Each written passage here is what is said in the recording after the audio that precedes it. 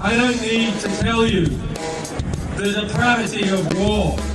You are all too familiar with its images, with the refugees of war, with information that we have revealed showing the everyday squalor and barbarity of war. Information such as the individual deaths of over 130,000 people in Iraq. Individual deaths that were kept secret by the US military, who denied that they ever counted the deaths of civilians. Instead, I want to tell you what I think is the way that wars come to be and that wars can be undone.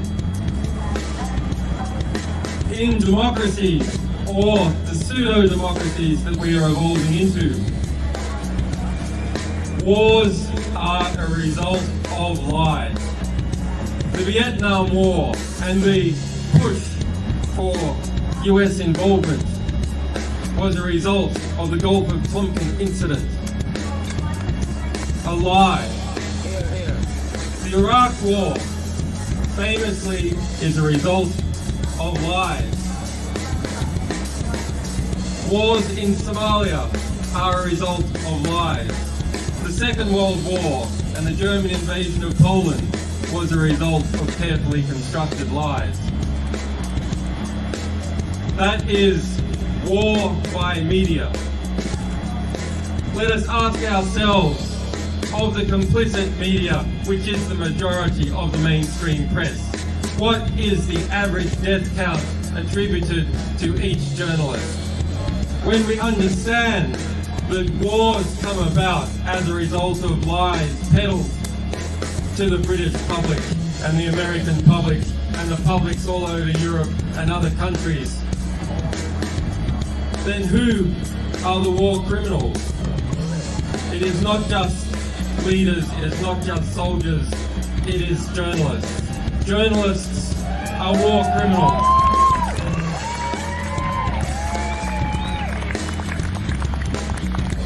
And why one might think that that should lead us to a state of despair, that the reality that is constructed around us is constructed by liars, is constructed by people who are close to those that they are meant to be policing. It should lead us also to an optimistic understanding, because if wars can be started by lies, peace can be started by truth.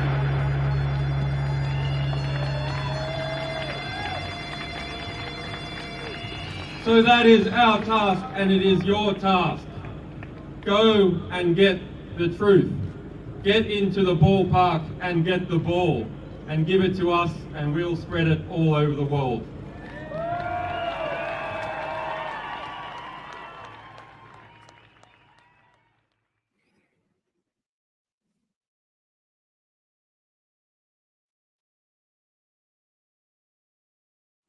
Hello, ladies and gentlemen, and welcome again to Syriana Analysis. I'm your host, Almassian. Thank you very much for tuning in. Good morning if you are listening to me from the United States, from Latin America. Good afternoon if you're listening to me from Europe and Africa.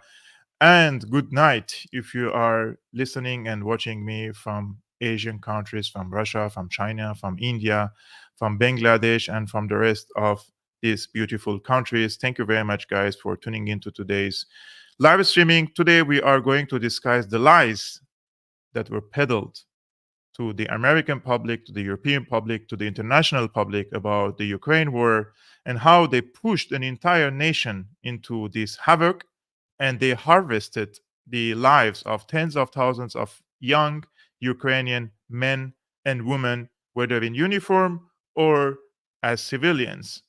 Because, in my opinion, Ukrainians were a victim of a carefully planned war that was cooked behind closed doors, and the Ukrainians paid a heavy price. I myself, as a Syrian coming from Syria, from the Middle East, I have seen these scenarios before, and I truly tried my best to genuinely tried and truly tried to warn and wake up lots of Ukrainians to the very dire and very sad reality that their country is being used by NATO in a proxy war against Russia. Now, since we're speaking about the press, we're speaking about the coverage, we're speaking about journalists, in my opinion, there are two reasons why journalists and commentators like myself can be truthful about a geopolitical conflict with global ramifications, such as the Ukraine proxy war. The first reason is that this journalist or analyst enjoys a certain level of integrity and he cares or she cares about the lives of the people he knows that they are being sacrificed by the decision makers who need cannon fodders and bloodshed to first destabilize the status quo and break this status quo and hence reform and reshape new realities that can best serve the financial and geopolitical interests of a very tiny elites. The second reason why a journalist can be truthful about a geopolitical conflict is that this journalist or analyst doesn't have direct or indirect ideological connection, personal interests, or grievances toward the spoken case. For example, in the case of Palestine, if a person is a Zionist, you cannot expect from this person to be 100% objective when it comes to this conflict. And if a person is, for example, from a Muslim countries, you do not expect this person to be 100% objective about this case. They have their emotional ties, they have their ideological connections or biases, let's say. Now, I do not like to speak highly of myself because I may sound a narcissist, arrogant, and there are many people of this type, unfortunately, on social media platforms, and they are using this methodology, let's say, in order to garner and attract more, unfortunately, followers, whether it's on X or on YouTube. But at my young age, I think if I write a book now and publish a book and name it "I Told You So" or "I Warned You," I think this book will be one of the best sell books and it will go viral. Why I'm saying this? Because in the case of the Ukraine war, I have put my personal and professional journalistic experience to tell you that the war didn't start, for example, in February 2022, but rather in 2014, when the United States orchestrated a coup and illegally installed a new government that is anti Russian to bring Ukraine into NATO on the borders of one of the main rivals of the United States, and that is Russia. In the mainstream press, they lied to you when they have set the starting point of this conflict in February 2022. They also lied about the context when they said that the invasion of Russia to Ukraine is unprovoked. It is an invasion, it is an offensive, but it was provoked. And we have spoken about this in length and how NATO poked the eye of the bear and they dragged Russia into this conflict. And now, even American experts, American journalists, American think tankers, those who are close to the decision making circles in Washington, D.C., they are saying the same thing that I said in February 2022 because we understand evil when we see it, because we experienced evil and we have seen evil with our bare eyes and how they manipulate the people. If in the morning you wake up and you see the sky is blue and you open your TV on any mainstream media outlet and they say it's raining, then you know because you saw it with your own eyes and you saw also on TV what they are saying in a very and you start to question if this journalist or this press is pathological, they're pathological liars or they're just following an agenda. And guys, I don't want to get much into the media lies, but I can assure you they recycled in Ukraine many of the same lies they told about Iraq, they told about Syria, they talk about Lebanon, Iran, Vietnam, and in every place that the United States invaded or destroyed in the past decades after the Second World War. And as Julian Assange said, the wars are the wars. And all these wars are a result of lies. And the journalists who repeated and peddled these lies are they also share responsibility, and therefore they are war criminals for repeating and giving justifications for these lies. And I this is an introduction, in my opinion, I wanted to make, and I think it's important before jumping into the topic of today's live stream, and that is how the mainstream press is acknowledging now, we are in November 2023, that the narratives this same mainstream press has been pushing for months and months since February 2022 about first the Ukraine war, the starting point of the Ukraine war, about the anticipated counteroffensive that is going to kick out the Russian forces from Ukraine, and the possible coup d'etat that is going to happen in the Kremlin, in Moscow. They also spoke about how the Russian economy will just be crushed due to these sanctions. And they also spoke about, in my opinion, how they are going to destabilize Russia and there is going to be a civil war, etc., etc. And now the Wall Street Journal guys says that all these narratives that they themselves repeated and peddled are, quote, magical thinking. Since the war on Syria in 2011, we used to tell these journalists, guys, you are just, this is wishful thinking. What you're saying is wishful thinking. And now they just changed the wording and they say this is a magical thinking. I think it's the same. It was all wishful thinking. And this is the mindset and the mentality of these mainstream journalists, whether in the United States, whether in Europe. They are infected with this something, an illusion in their brain that if they repeat a lie enough, they think this will come true underground. They complete disregard of the consequences of these lies. Now, let's jump to the article of the Wall Street Journal that they themselves are confessing, as I told you, that the narratives they spread in the past 2 years are inaccurate. They say it's time to end magical thinking about Russia's defeat. We start from here. At the front line, there are no indications that Russia is losing what has become a war of attrition. The Russian economy has been buffeted, but it is not in tatters.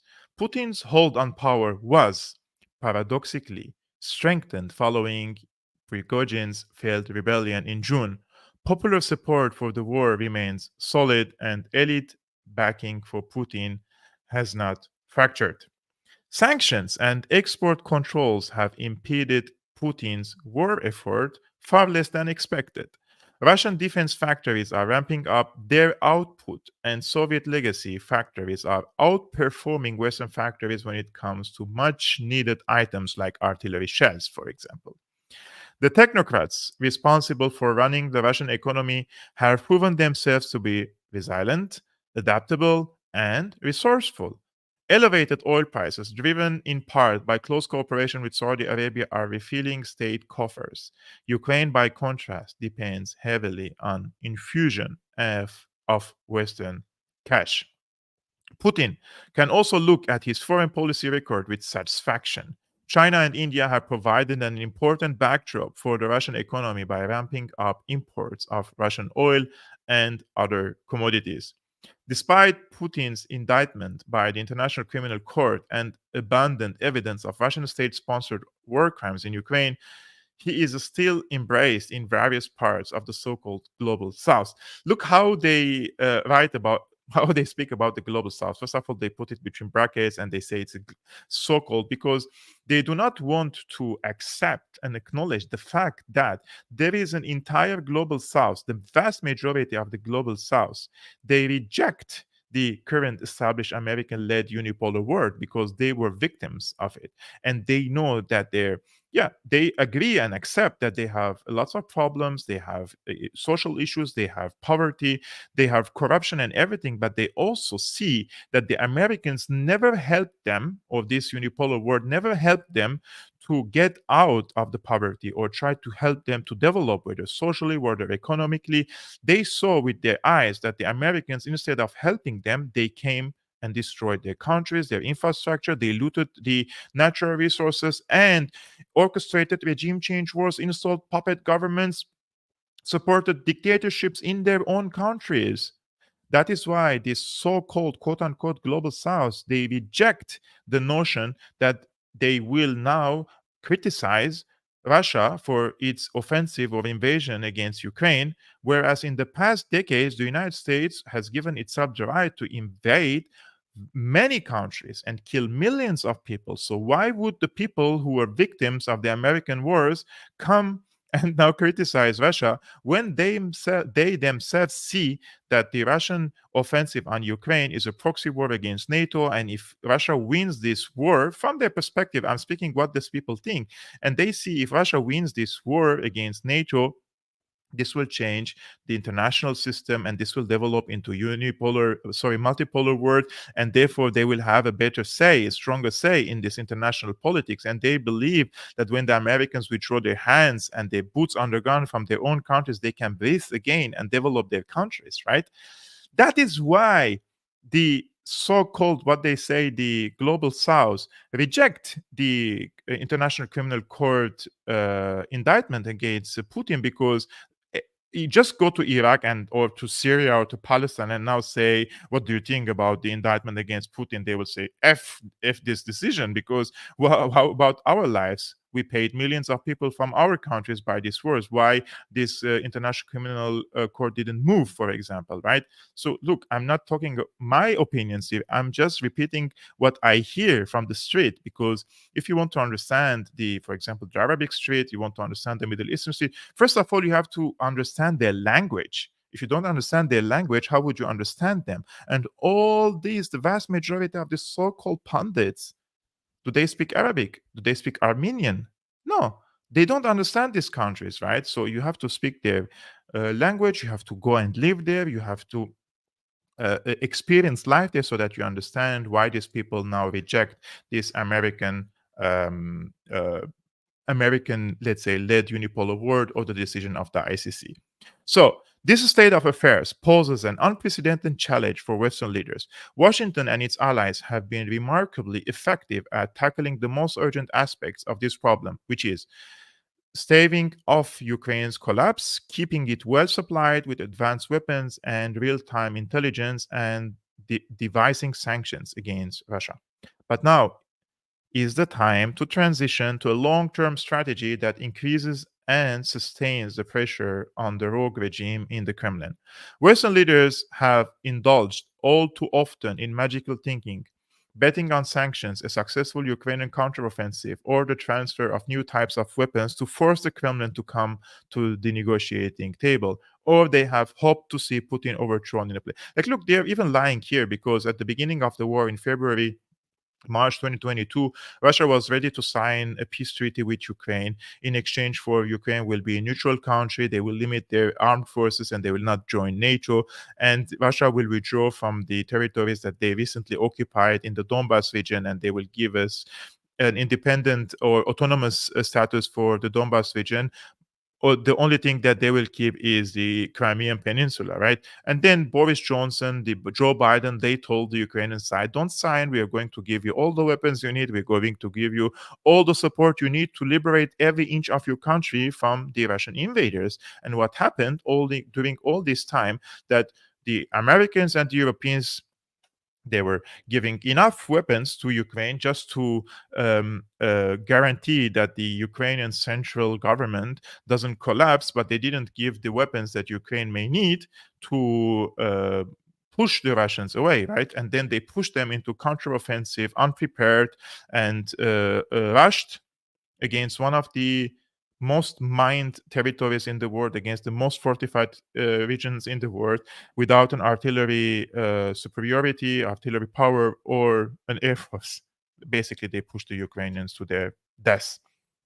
So, a policy of containment today would mean continuing Western sanctions, isolating Russia diplomatically, preventing the Kremlin from interfering in our own domestic politics, and strengthening NATO deterrence and defense capabilities, including sustained EU-European reinvestment in our defense industrial base. I mean, they're just repeating the same policy approach, right?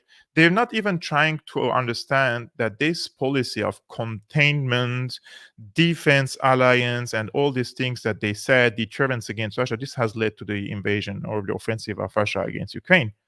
They were one of the reasons for the this catastrophe in Ukraine. They're not even ready for like this much to hold responsibility for their actions and for their words.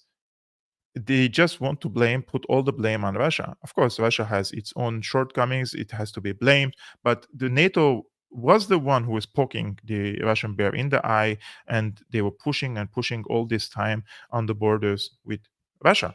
They're the ones who promised Russia not to expand 1 inch on the eastern side of Berlin. And what happened since then? In 1991, NATO expanded in all the countries, and they are reaching to Ukraine now. So we have to share this. They have to share responsibility for their actions as well, but they're not trying to do that at all. And this is, in my opinion, shows a very big arrogance on their side, that they're always on the right side, you know.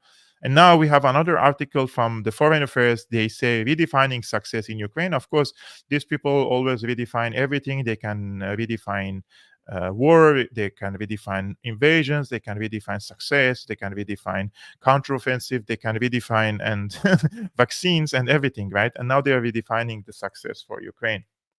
They say Ukraine's counteroffensive appears to have stalled. It didn't stall, by the way, it has failed. So they're also redefining here the failure to stall. Anyways, at the same time, the political willingness to continue providing military and economic support to Ukraine has begun to erode in both the United States and Europe. These circumstances necessitate a comprehensive reappraisal of the current strategy that Ukraine and its partners are pursuing.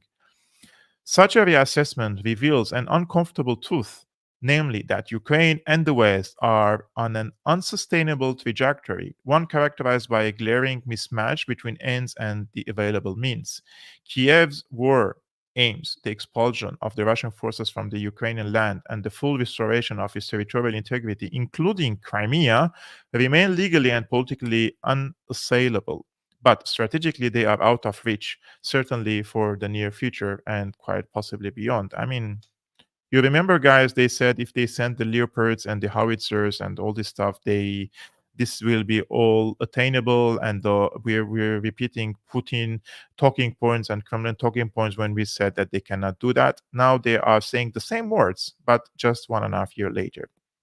The time has come for Washington to lead efforts to forge a new policy that sets attainable goals and brings means and ends into alignment. The United States should begin consultations with Ukraine and its European partners on a strategy centered on Ukraine's readiness to negotiate a ceasefire with Russia and to simultaneously switch its military emphasis from offense to defense. Kiev would not give up on restoring territorial integrity of holding Russia economically and legally accountable for its aggression, but it would acknowledge that its near-term priorities need to shift from attempting to liberate more territory to defending and repairing the more than 80% of the country that is still under its control. My impression is, when I read this article and when I read this paragraph, it's that the NATO side, they want to freeze the conflict, and they would like to tell to the Ukrainian side, look, you have 80% of your territories. I think it's better than losing another 20% or 30%. So hold this 80% of the territories, and we will freeze the conflict, and we'll think about it strategically, and we will find a way to contain Russia. We will find a way and the right time to fight against Russia. Remember that Putin is a dictator, and if he dies, if something happens to him, and then Russia will be in a turmoil, and this will be an opportunity for you to come back and then liberate your territories. This is what they're going to tell the Ukrainians, basically. Stop the war for now, but they say, let's make a ceasefire. They don't even promote for a peace treaty. There needs to be a peace treaty between NATO and the Russian side. There has to be a new security architecture that they both agree on, and they sign on a peace treaty and a security arrangements for Eastern Europe.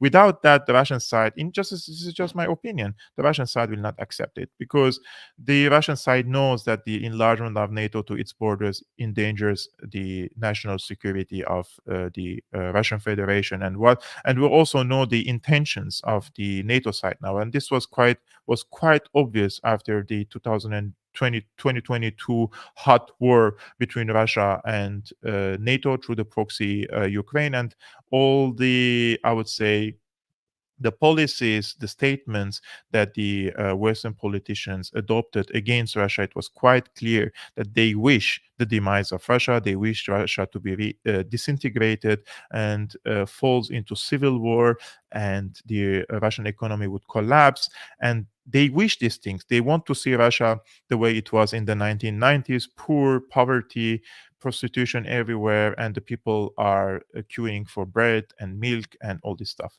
They don't want to see a strong Russia, but unfortunately for them, they had Putin, who came to power. And in my opinion, Putin is a geopolitical mastermind. He is a vicious leader, and he is a very, I would say, strong geopolitical mastermind. You like him, you dislike him. I think we have to agree that he is a geopolitical genius. So what is the better bet for Ukraine, according to this article by the Foreign Affairs? Ukraine's friends, they call them friends. If with friends like this, who needs enemies, right? Ukraine's friends in the West can and should sweeten what would be a bitter pill for the Ukrainians. The United States and select NATO members, friends of Ukraine coalition of the willing, should commit not just to long-term economic and military help, but also to guaranteeing Ukraine's independence. This undertaking would be modeled on Article 4 of the NATO Treaty, which provides for immediate consultation whenever the territorial integrity, political independence, or security of a member is threatened. I don't understand what is he talking about here, because Ukraine is not a NATO member, and if they think that they can include now Ukraine or the 80% of the Ukrainian territories into NATO, there is going to be another war against Ukraine, and this time it's not going to be a special military operation, but there's going to be an all-out war. The European Union, which has recently announced its intention to begin accession negotiations with Kiev, should accelerate the membership timetable for Ukraine and offer it a special EU light arrangement in the interim. The Western allies should also make clear that more sanctions against Russia would remain in place until Russian forces leave Ukraine, and that they would help Ukraine restore its territorial integrity at the negotiating table. This is also a wishful thinking. Another wishful thinking, if they think that they're going to force Russia to withdraw from Ukraine by imposing more sanctions or keeping the sanctions that are at place now. Because from the Russian point of view, Russia has already found itself alternative markets. Yes, its economy is hurt, but it didn't collapse. And in contrast, in European economies were hurt more than the Russian ones. So I don't understand, how do they argue about this, that these sanctions will somehow change the position of Russia? It's quite possible that the prospects of a mutually agreed ceasefire and follow-on negotiations over territory will improve markedly after the 2024 presidential election in the United States. If the winner is committed to the continuation of transatlantic solidarity and further efforts to ensure Ukraine's security and sovereignty, Putin would have little reason to pressure that time is on Russia's side. No. Russian would have little reason to presume that time is on Russia's side. But the US election is a year away, and it could lead to an outcome that leaves Ukraine in the lurch. Neither Washington nor Kiev should run that risk. The United States needs to work with Ukraine now to pivot to a new strategy that reflects military and political realities. To do otherwise is to recklessly gamble on Ukraine's future. I think if the next election Biden is removed, and if Trump is coming to power or a conservative president is coming to power, they're going to force Ukraine to strike a peace deal with Russia, and then they're going to focus on Far East Asia, probably with China or in the Middle East. But Zelensky knows that something is going on here, and he says Russia preparing coup in Ukraine to remove him. I think if there is anyone who is planning on removing Zelensky, are the friends of Zelensky and Ukraine, and not Russia, because Russia is very happy to see a former comedian who is president of Ukraine and is I would say bringing Ukraine to its knees. President of Ukraine Zelensky has said that Moscow is seeking to sow division in Ukraine society by creating chaos within the country to remove the president. Our intelligence has information which also came from our partners, Zelensky said. He described a disinformation plan known internally as Maidan 3, a reference to the central square in Kiev that was the focal point of uprisings in 2004 and 2014. The latter played a role in toppling Russian-backed president. He was not Russian-backed, Yanukovych. Anyways, Maidan is coup for them, so the operation is understandable, Zelensky said. But if he is referring to what happened in 2004 and 2013 as coups, and then he says that Russia is preparing another Maidan 3, that means that he accepts that what happened in 2014 is a coup, right? And now he thinks that Russia is planning for a similar coup in the Maidan 3 this time, but against him. I think if he has to worry really about himself from NATO and from his internal enemies as well, in the military and in the defense ministry and in the UK, in the United States, more than anyone else. Russia, I think, happy to see someone like him is in power there. This is just my opinion. But when you see something like this, what kind of message does this send to the rest of the world, right? To the global south, it sends the message that the United States doesn't care about its allies, and now they are abandoning another ally, just like they abandoned so many allies in the past. And to the Western people, not opposed to politicians, because there's a difference now between the people and the elites. To the Western people, also, it sends another similar message that the Americans are not really reliable, and you cannot really trust them to be your friend or to be your ally. And one of the reasons for that is also what happened in the Nord Stream pipelines, for example, and the blast of the Nord Stream pipelines, which is lots of independent journalists and also investigators, they have come to the conclusion that the United States had a hand in blowing up the Nord Stream pipelines, which is an energy infrastructure that belongs to Russia and Germany. Now, also there are people are asking, so after all this let's say issues that happened in Ukraine and also now what's happening in the Middle East, people are asking themselves, where are the preached Western values, and why are the human rights of the Palestinians aren't respected, right? So this is, I think, in my opinion, this is very important 2 points that the people are asking themselves after the Ukraine war and after this onslaught against the Gaza Strip. And they're losing faith and trust in the American empire, because the American empire, what it preaches, it doesn't implement it on the ground. For example, here a reporter questioned the State Department about the Israel Defense Forces evidence of a Hamas headquarters located at Al-Shifa hospital in Gaza. We addressed this carefully, comprehensively in our previous live streamings, and they have no evidence, and they occupied it now, and they couldn't present any evidence that there was a headquarter of Hamas under Al-Shifa hospital. But despite all this is the spokesperson of the State Department. Look, the salad words, or the word of salad that he is making here in order not to answer this question. I have a question about the Al-Shifa hospital. We talked about the hostile weapons, but in the images that the IDF shared yesterday, we're seeing rifles that are in number less than 10, say a couple of Qurans, discs, a laptop. Did you really look at the images and say that this is a proper headquarters, or are you hoping to see more? Again, I didn't know that there was a sort of acceptable threshold level of rifles to be held in hospitals. I mean, I'll just say, look, I'm from Texas. Even in Texas, we don't keep assault rifles in hospitals. It is true. It is true.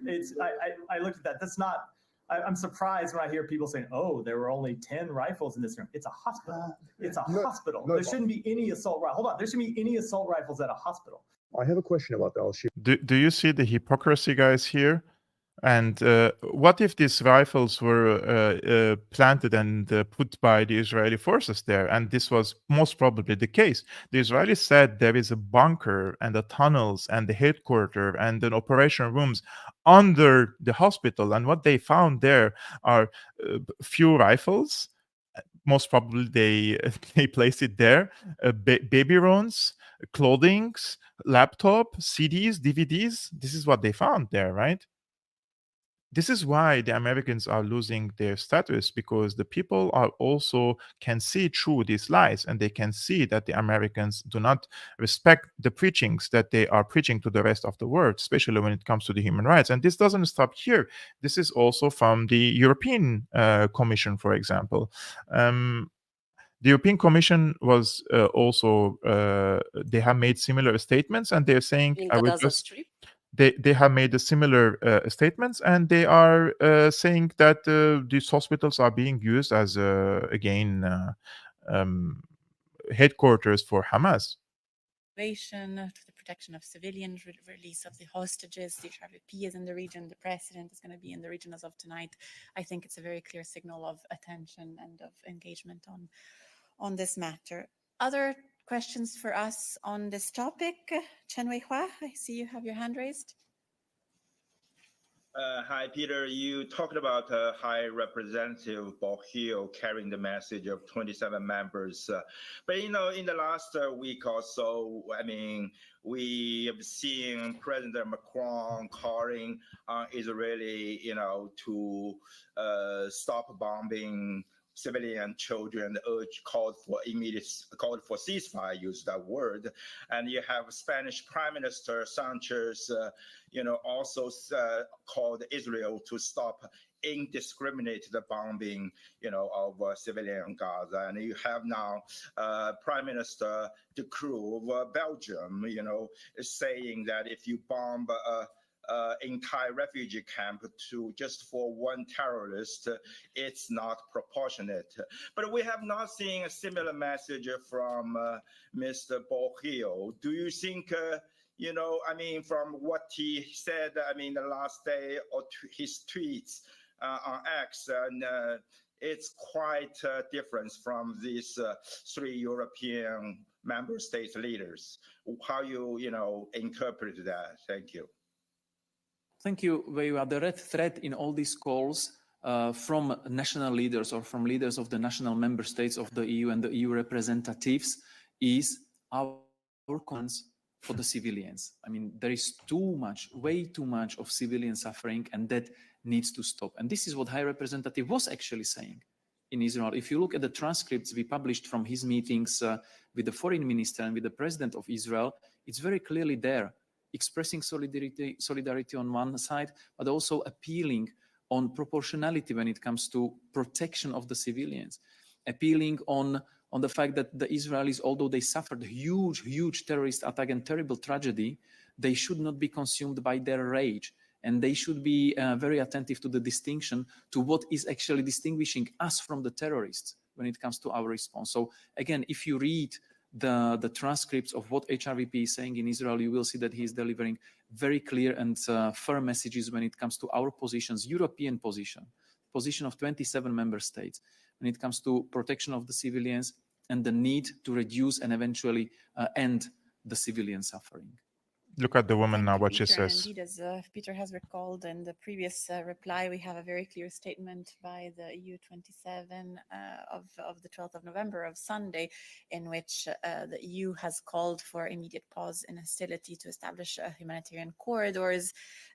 We have called for humanitarian access, recalling Israel's right of defense in line with international law and international humanitarian.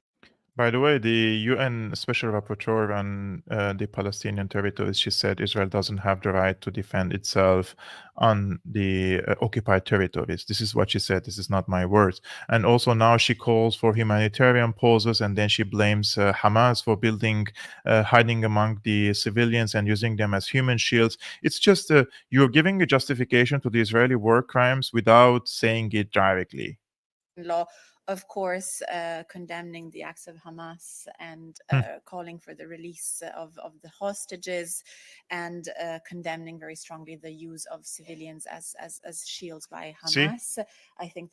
Yeah. This is the same. This is what I told you. Now, this is even the BBC, guys. The BBC, which is the highest level of propaganda now, that even the BBC cannot hide the fact that the Israeli forces couldn't find what they claimed that there is under this Al-Shifa hospital, the headquarters for Hamas. And that's why they had to invade the hospital and they had to detain the journalists. They had to interrogate the patients and the doctors. They had taken over a hospital. And now this is, even the BBC recognizes that this was a lie and they couldn't find anything that the Israelis were saying. The Israelis didn't claim that there are some rifles there. They said there is a headquarters, there are bunkers and tunnels under this hospital. Take a look. Even the BBC, imagine that, they can't hide this anymore. Israel described the Al-Shifa hospital as the main headquarters for Hamas's terrorist activity. This IDF animation, posted in late October, claims to represent a Hamas tunnel system underneath the hospital. But having been inside Al-Shifa since early Wednesday, Israel's yet to produce evidence of the tunnels. It has allowed the BBC and Fox News to film at the hospital, though only locations of Israel's choice. This is what they found. Israel also released its own 7-minute video, which BBC Verify has analyzed. A watch visible in that video suggests it was filmed a few hours before the BBC arrived. And this IDF video was posted, then deleted, then reposted, this time without a section referring to an Israeli soldier who'd been held hostage. I don't know when this was used the last time. Also in the video, we see a room with an MRI machine. And if you zoom in and we get some light over here, what you will be able to see is military equipment. The BBC was shown the same room. And what we see in the two videos doesn't precisely match. For example, there's one gun in the IDF video, two by the time of the BBC footage. Israel has told BBC Verify this is because more weaponry and terrorist assets were discovered throughout the day. And as always, an AK-47. Israel also says its video is a single shot with no edits. But this appears to be an edit. We don't know the reasons for that edit, nor how significant it is. The IDF, though, says suggestions it's manipulating the media are incorrect. The IDF video also shows military equipment in other locations, though we can't verify how it came to be there. And what we see in this IDF video doesn't equate to Israel's description of Al-Shifa as an operational command center for Hamas. The US is using a different phrase, saying Al-Shifa was used as a command and control node. That implies a much smaller facility. Israel is adamant this hospital was a command center, but for now, at least, it's either not found supporting evidence or it's not sharing it. Back to you, Sophie. There is no evidence to share anyways. This is a very funny video I found on Twitter or on X about how the Israeli spokesman said they were in one of the hospitals. This is not in Al-Shifa hospital, but another hospital, and they want to prove that there is a headquarters and a tunnel and hidden places under the hospital. He made this video. It's very funny. I think we have to watch it. Now I want to show you an operational tunnel. The tunnel is let down more than 20 meters down. The rowboat found a door that is bulletproof. It's explosives proof. We are now in the area of the basement of the hospital. Hamas is using hospitals, like we showed the evidence in Shifa Hospital. These are explosives. These are vests with explosives. This is Hamas. We are now in the basement, and in this basement, we found a motorcycle. They even have bullets. We find the chair, a woman, clothes, and a rope. A rope next to the legs. Look above this. Look above it. It's a baby bottle. It's a baby bottle in a basement. Above, a World Health Organization sign. This is a suspicion for an area where hostages were being held. Can't take my eyes off you. And here we see diapers, and we see, I don't know, maybe something. We see diapers, toilets, shower, a small kitchen will provide the terrorists their needs. Also conduct a hideout where terrorists take hostages and hide out. You're now entering into the room where we suspect the hostages were being held. People are putting curtains, nothing above, just wall. No reason to put here a curtain. And now we'll show you more evidence. This list In Arabic, this list says we are in operation. He's literally showing this list are the names of the week, by the way. The اثنين ثلاثة أربعة خميس جمعة سبت أحد means it's Monday, Monday, Tuesday, Wednesday, Thursday, Friday, and Saturday. And he says those are the names of the Hamas terrorists. I mean, this is becoming so ridiculous nowadays. And this is why I said the empire is losing the confidence of the world, right? Because we remember the Naira case in Kuwait, this big blatant lie to invade Iraq in the 1990, and the weapon of mass destruction lie, and the chemical weapon sniffing backpack incident of the CNN in Syria. And then you have a painting by probably Paint or some other amateur painting program showing that there are tunnels and bunkers under the hospital. And the US is losing the confidence everywhere around the world. And this is a case I would like to share with you guys. This is my translation. I posted it today. And how Syria also closed the door to any negotiations with the Americans, although the Americans under Trump and now under Biden, they try to open channels of communication with Damascus because they have some security concerns they want to discuss. And also there is a missing person in Syria. So here is how Donald Trump foiled secret negotiations between Syria and the United States about Austin Tice, a veteran U.S. Marine Corps officer who was kidnapped while reporting alongside the U.S.-backed Free Syrian Army militia in Damascus.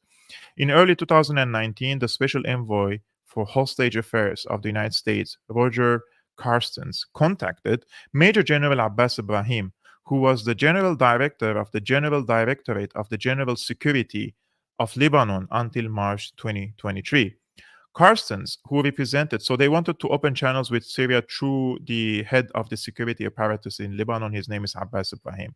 Carstens, who represented former President Trump, asked Ibrahim's mediation with the Syrian side to arrange a meeting in Damascus to discuss a few security issues.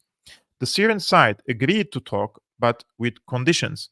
Syria's Major General Ali Mamlouk, who is the head of the National Security Bureau with the heads of all security apparatuses in Damascus, received and welcomed Carstens and Abbas in his office in Damascus in the first quarter of 2019. So in spring 2019, they met the representative of Trump and the heads of the security apparatuses in Syria with the head of the security apparatus in Lebanon in Damascus.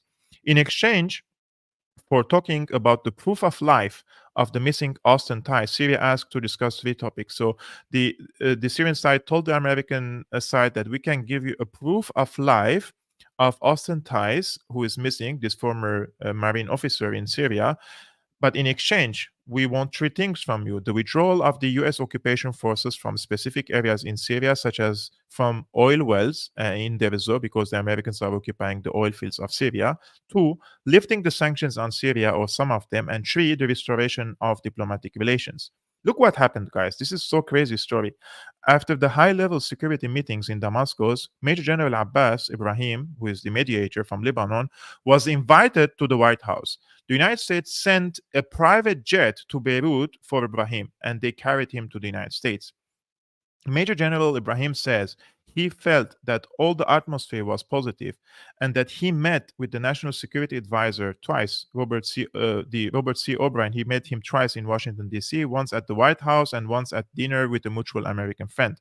While Major General Ibrahim was in Washington, D.C., President Trump issued a provocative statement regarding Syria that he wanted to assassinate President Assad.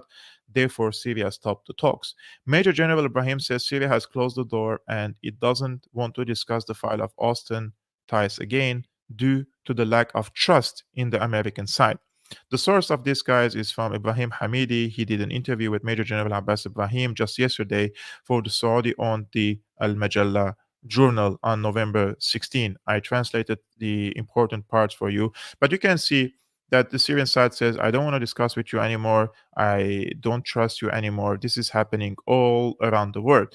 And this is, again, guys, I'm just telling you the reasons why people do not trust the American side anymore. And this is one of the reasons, for example, that the United States is bombing Syria and it's calling it self-defense. It's like they are illegally occupying Syrian territory, and they are occupying the oil fields, as I mentioned, and they are defending themselves on Syrian territory. This is a video I made, a short one, about this case. Let's take a look together. Ladies and gentlemen, American fighter jets struck a new site in Syria against what the US calls Iran-linked militants. An American official told the ABC that the US has taken precision defensive strikes against 2 sites in Syria. But how on earth the US can take defensive strikes in someone else's country? Does Syria pose a security threat against the United States? Has Syria attacked the United States?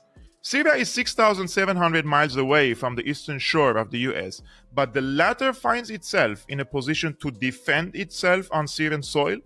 I think this summarizes everything we need to know about the US-led rules-based order, aka the jungle that we are living in. American troops are stationed in Syria against the will of the Syrian people, against the Syrian constitution, and against international law. What are they doing there? Well, according to senior Pentagon official Dana Stroul, the US owns 1/3 of Syria, which is rich in carbohydrates and wheat, to shape the outcome of the Syrian war, which was initiated in the first place by the CIA to overthrow Assad and install a puppet government. In other words, the US is basically occupying Syria's energy and food baskets and weaponizing them to blackmail Damascus and force it to give concessions. Basically, a pirate attitude, blackmailing the owner of the ship cargo. The United States still had compelling forms of leverage on the table to shape an outcome that was more conducive and protective of U.S. interests. And we identified 4. So the first one was the 1/3 of Syrian territory that was owned via the U.S. military with its local partner, the Syrian Democratic Forces. Now, this was a light footprint on the U.S. military, only about 1,000 troops over the course of the Syria Study Group's report, and then the tens of thousands of forces, both Kurdish and Arab, under the Syrian Democratic Forces. And that 1/3 of Syria is the resource-rich, it's the economic powerhouse of Syria. So where the hydrocarbons are, which obviously is very much in the public debate here in Washington these days, as well as the agricultural powerhouse. So, in this situation, who has the right to defend itself?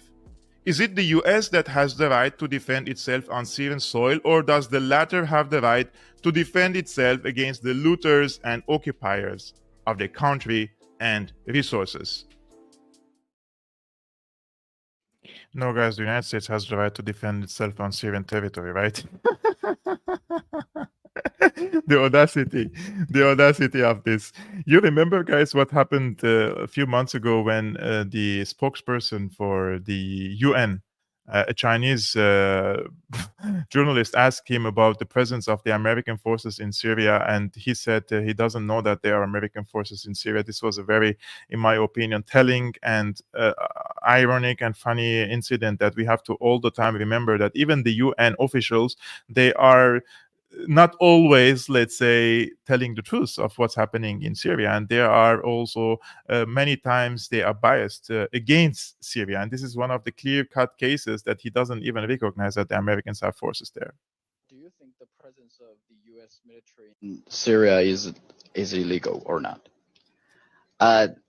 That's not an issue that we're dealing with at this stage. There's been a war, but is that because it sounds very familiar. This week we talk a lot about the UN Charter, the international law, and relative resolutions.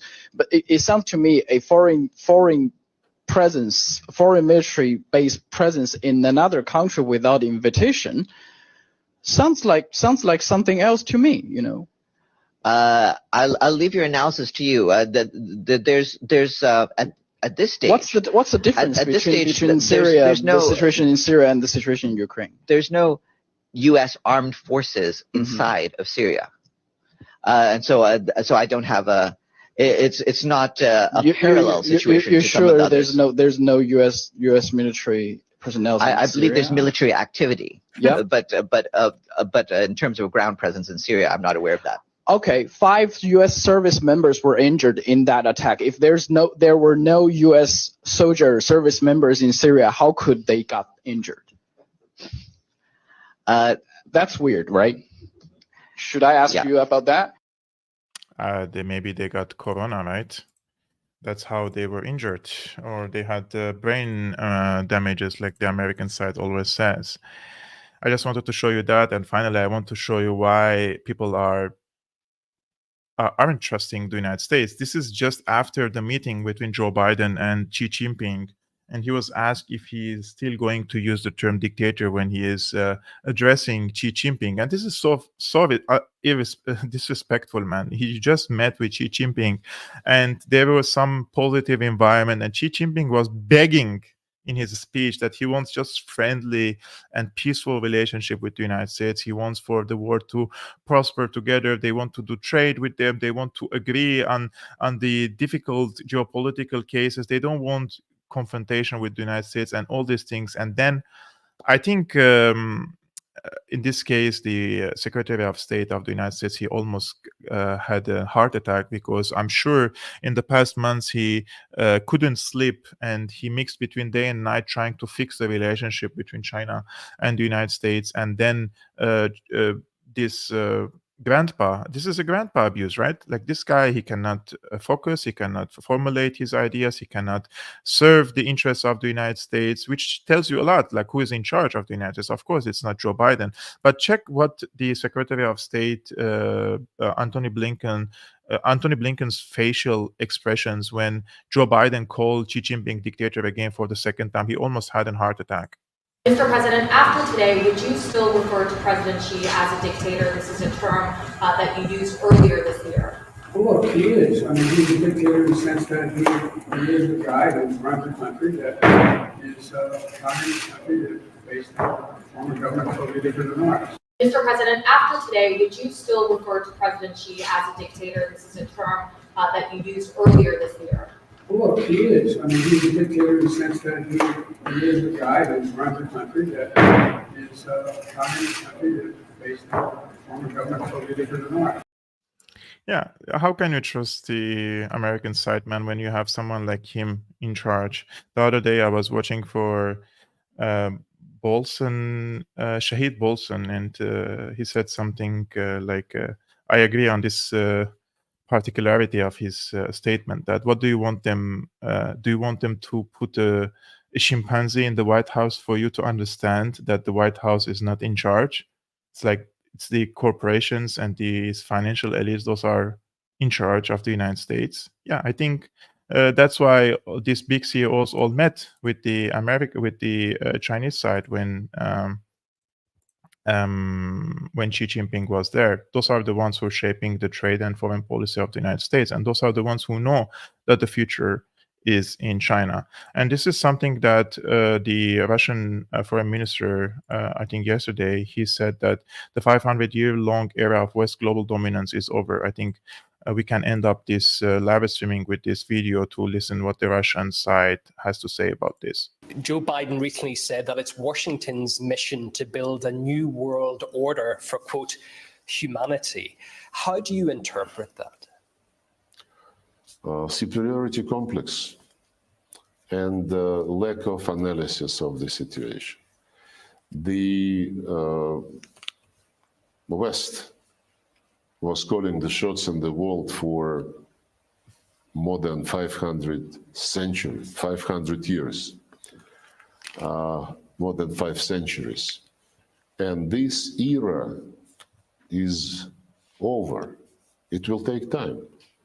For this era to be replaced by multipolarity, which already started to take shape, because new centers of economic growth, of financial might, of political influence, military might, new centers appeared.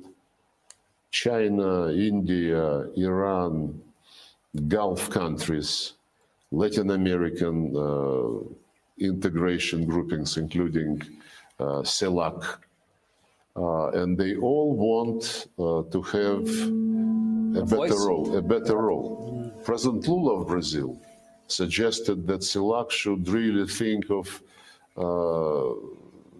getting rid of total dependence on the dollar and think about their own currency. He suggested the same in BRICS. Not the BRICS currency, but to think about alternative payment platforms. because the way the Americans are abusing the role of the dollar with these unilateral sanctions, just canceling overnight all the principles on which they were basing their model of globalization and inviting everybody to join. Assumption of innocence, safety of the property, inviolability of private property and of property in general, free trade. See what they have been doing to WTO. As soon as China started having an upper hand in world trade and world investments, and China was winning over the United States on the American-made turf. Immediately, WTO dispute resolution organ was immobilized, and it is still immobilized. So the Americans invent the rules which they insist everybody must follow, as long as these rules serve the American interests. As soon as others become a bit more efficient than the USA itself, the rules are being changed. So I think President Biden had this in mind. So, guys, the multipolar world is in shape, and it is shaping, and I think this is just my predictions. We're going to witness a different world in the coming years. We're speaking about between 5 to 10 years maximum, and I think different financial systems will also emerge, and different poles will emerge, and we will see a different livelihood for the rest of the world. And I think that's not necessarily a bad thing. I think that's a good thing for to have a multipolar world and the balance of power between these different poles. And I think that in this emerging world, we have to build bridges between each other. This is one of the reasons why I do these shows. Trying to make connections with different people around the world, trying to tell my perspective to you guys, and you're also sharing your comments and your opinions here on this channel. I think we like-minded people, we want peace and prosperity, and also we want an international system that is based on cooperation and win-win, instead of trying to strangle each other, killing each other. And of course, this is wars will always exist, but when the police of the world is the one waging these wars, then there is something wrong about it, right? This is why I say there need to be other guarantors and other superpowers, so that these superpowers can stop and intervene and mediate when there is war, not themselves waging wars against other. This is just my opinion. What do you think, guys, about this case? Do you think that the multipolar world is in the interests of humanity and the rest of the world? Do you share my opinion or not? Please let me know your opinions in the comments below. And by the way, next week I will most likely host Pepe Escobar. I'm sure most of you know him. He is a geopolitical expert. He's a really good commentator on these different issues: Ukraine, China, Middle East. So I spoke to him. I sent him an email. He accepted. We have to set a schedule and a time for him for next week. So stay tuned. Subscribe and also activate the bell so that you don't miss the interview when I post it.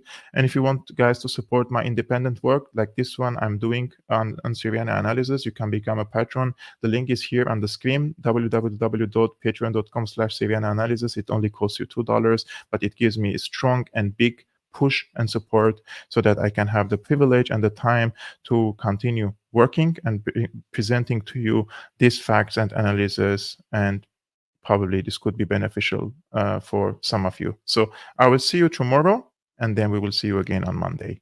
Ciao, guys.